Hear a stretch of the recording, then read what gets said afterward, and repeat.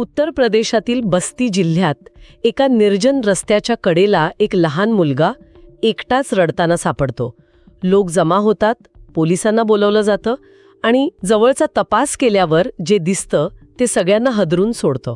जवळच्या झाडीत एका स्त्रीचा मृतदेह. हो, आणि वरवर पाहता हे प्रकरण वाटतं आणि हत्येचं. पण खरं तर तसं नव्हतं. जसं जसा तपास पुढे सरकतो तसतसं या घटनेमागचं एक वेगळंच अधिक भयाण सत्य समोर येतं. तर ही कहाणी आहे प्रीतीची. हे तिचं खरं नाव नाहीये, बान्सी गावात राहणारी, विवाहित आणि 3 मुलांची आई. हो, तिचं आयुष्य वरवर पाहता सामान्य होतं, पण पडद्यामागे एक वेगळंच नातं आकार घेत होतं. गावातीलच 28 वर्षांच्या दिलीप कुमार अग्रहरीसोबत तिचं प्रेमसंबंध होते. आणि इथेच या नात्याला एक अनपेक्षित वळण मिळालं, नाही का? हो, आणि ते वळण म्हणजे प्रीती या संबंधातून गर्भवती राहिली. अच्छा. तिच्यासाठी हे बाळ तिच्या आणि दिलीपच्या प्रेमाचं प्रतीक होतं. पण ह्याच घटनेमुळे त्यांचं नातं एका अशा वळणावर आलं जिथून परत फिरणं जवळपास अशक्य होतं. म्हणजे एका बाजूला तिचा स्वतःचा संसार, नवरा, 3 मुलं, आणि दुसरीकडे एका नव्या नात्यातून आलेली ही जबाबदारी. कल्पनाच करणं कठीण आहे. काय परिस्थिती असेल तिची? खूपच गुंतागुंतीची. सामाजिक बंधनं तर होतीच, पण मला वाटतं त्याहून जास्त भावनिक ओढाताण होती. तिच्या दृष्टिकोनातून दिलीप सोबत एक नवं आयुष्य सुरू करणं हाच एकमेव मार्ग उरला होता. म्हणूनच तिने त्याच्यावर दबाव टाकायला सुरुवात केली असेल. हो, लग्नासाठी आणि एकत्र पळून जाण्यासाठी. तिचा पूर्ण विश्वास होता की तो तिला आणि तिच्या होणाऱ्या बाळाला स्वीकारेल. तिचा त्याच्यावर इतका विश्वास होता की ती आपलं सगळं काही, म्हणजे अगदी 3ही मुलांना घेऊन त्याच्यासोबत जायला तयार झाली.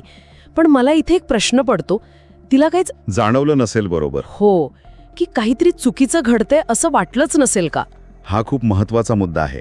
याला आपण एक प्रकारे स्वयंप्रेरित अंधश्रद्धा म्हणू शकतो. म्हणजे जेव्हा एखादी व्यक्ती आपलं सर्वस्व पणाला लावते तेव्हा समोरच्यावर विश्वास ठेवण्याशिवाय तिच्याकडे दुसरा पर्यायच उरत नाही. तिने तिचे सगळे जुने मार्ग बंद करून टाकले होते. अगदी. त्यामुळे दिलीप हाच तिचा एकमेव आशेचा किरण होता. आणि या आशेला घट्ट धरून ठेवण्यासाठी तिने कदाचित त्याच्या वागण्यातले धोक्याचे इशारेही दुर्लक्षित केले असतील. म्हणजे तिच्यासाठी हा एका नव्या आयुष्याचा मार्ग होता आणि याच विश्वासावर तिने पुढचं पाऊल उचललं. दोघांनी मिळून एक योजना आखली. पळून जाण्याची. हो, योजना होती पळून जाण्याची. प्रीती आपल्या 3 मुलांसह दिलीप सोबत एक नवीन सुरुवात करणार होती. त्याने तिला तसा विश्वासही दिला होता की तो सगळ्यांची जबाबदारी घेईल. हो, त्याने तिला सांगितलं की तो तिची, तिच्या मुलांची आणि होणाऱ्या बाळाची सगळ्यांची जबाबदारी घ्यायला तयार आहेत. पण त्याच्या डोक्यात मात्र काहीतरी वेगळंच शिजत होतं. एक अतिशय क्रूर कट, जी योजना प्रीतीला भविष्याकडे नेणारी वाटत होती, तीच योजना खरं तर तिच्या मृत्यूचा सापळा होती. हे ऐकूनच अंगावर काटा येतोय. म्हणजे ज्या व्यक्तीला ती आपला रक्षण करता समजत होती तोच तिच्या मृत्यूची तयारी करत होता. मग पुढे काय झालं? तो दिवस कसा होता? ठरल्याप्रमाणे प्रीती तिच्या मुलांना घेऊन दिलीपला भेटायला आली. तिच्या डोळ्यात नक्कीच नव्या स्वप्नांची आशा असणारच. दिलीप तिला आणि मुलांना घेऊन एका निर्जन ठिकाणी गेला.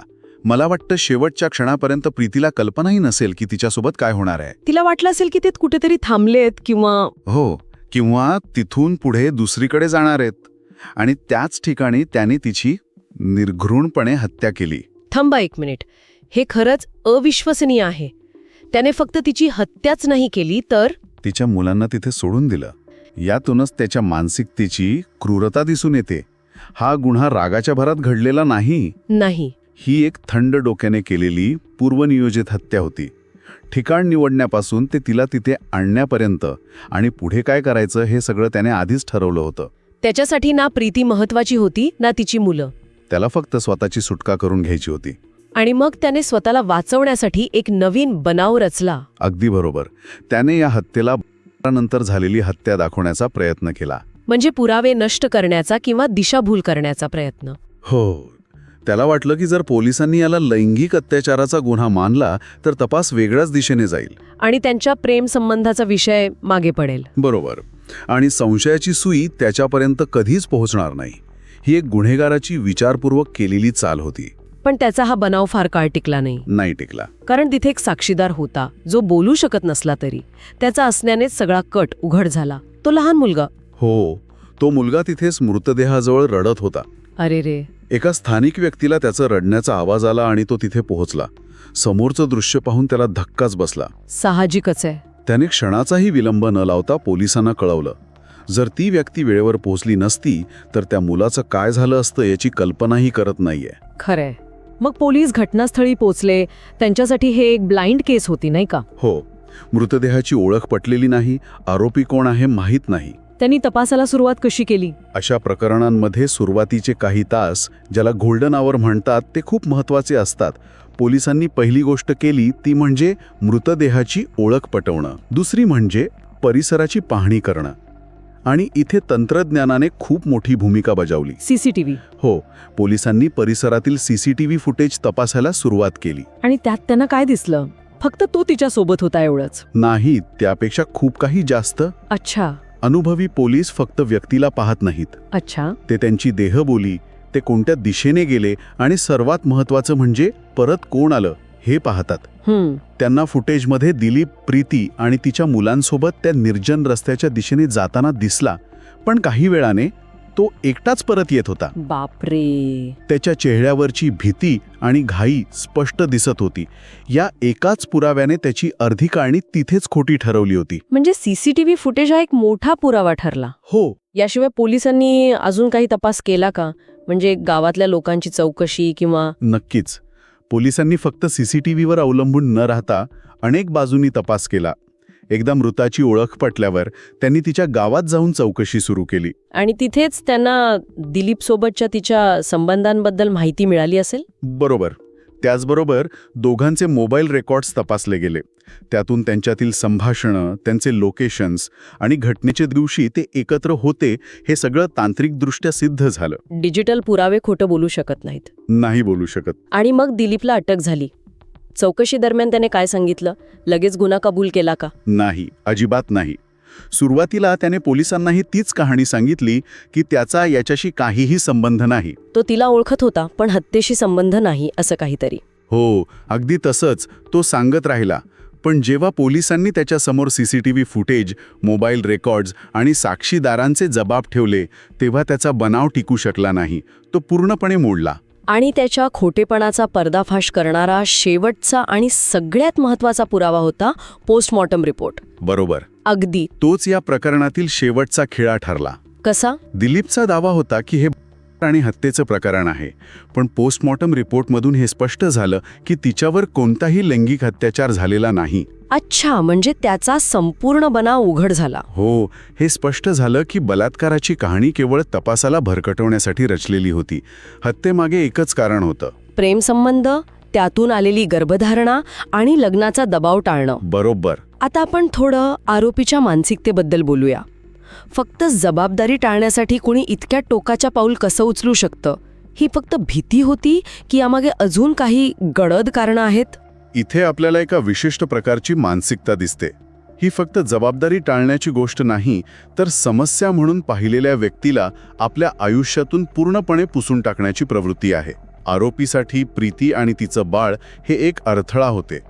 एक अशी समस्या जिला वाटाघाटी करून किंवा सामंजस्याने नाही, तर संपवूनच दूर करता येईल असं त्याला वाटलं. म्हणजे त्याच्यासाठी प्रीती एक व्यक्ती नव्हतीच, फक्त एक अडचण होती. हो, एक प्रॉब्लेम टू बी सॉल्व्ड. आणि त्याने तो सोडवण्यासाठी सगळ्यात सोपा आणि क्रूर मार्ग निवडला. त्याने समस्येचं निराकरण करण्याऐवजी समस्यालाच संपवण्याचा निर्णय घेतला. अगदी. या मानसिकतेमध्ये सहानुभूतीचा पूर्णपणे अभाव असतो. समोरच्या व्यक्तीच्या भावना, तिची स्वप्न, तिचं आयुष्य या कशाचाही विचार केला जात नाही. एका क्षणात सगळं संपलं. तिची स्वप्न, तिचं आयुष्य आणि त्या मुलांचं भविष्य. हो, या संपूर्ण प्रकरणाचा सार काढायचं झालं तर काय म्हणता येईल?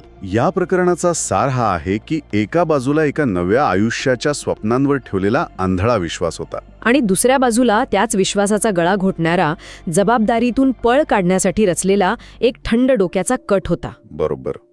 हे प्रकरण आपल्याला नात्यांमधील गुंतागुंत आणि विश्वासाच्या दुधारी तलवारीची आठवण करून देतं. खरंच, विश्वास हा कोणत्याही नात्याचा पाया असतो, पण जेव्हा त्याचाच शस्त्र म्हणून वापर केला जातो तेव्हा त्याचे परिणाम किती भयानक असू शकतात हे या घटनेतून स्पष्ट दिसतं.